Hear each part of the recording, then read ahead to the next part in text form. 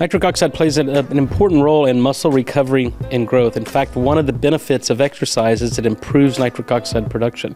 But your ability to perform and what predicts your exercise capacity is the ability to produce nitric oxide. So if we're doing working out resistance training, that provides brief periods of ischemia. So when the muscles contract, it's compressing the blood vessels. That brief intermittent hypoxia or ischemia leads to an adaptive response where you get hyperplasia, you get increased muscle mass. And if we can improve circulation, improve vasculogenesis, then we can actually aid in muscle recovery. Are you one of the many people that when you go to altitude, you get altitude sickness? Many Americans, especially us in Texas, go to the mountains every year on ski vacations or hiking.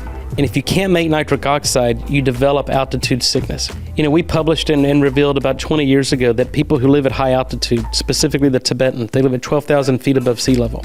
The partial pressure of oxygen is much lower up there, so they're breathing in less oxygen per breath. Now, if we ascend to 12,000 feet above sea level, most people get altitude sickness, so we need time to adapt.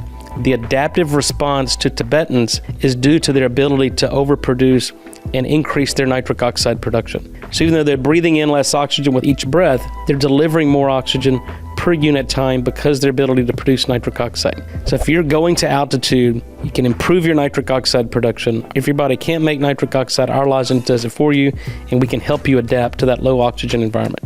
For decades, it's been known that altitude leads to enhanced exercise performance. In fact, most Olympic athletes go and train at altitude. Now, for years, it was known that it improves hematocrit, improves hemoglobin concentration, so you can improve the oxygen carrying capacity within the blood cells. But what we found over the past 10, 15, 20 years is that the adaptive effects of altitude training are improving the body's ability to produce nitric oxide. Lower oxygen at altitude leads to an increase in nitric oxide production to compensate for that low oxygen environment. So altitude training is not only improving hematocrit, but it's improving nitric oxide production. So when you come back down to sea level, your body's producing nitric oxide, you become a well-oiled machine that enhances exercise performance.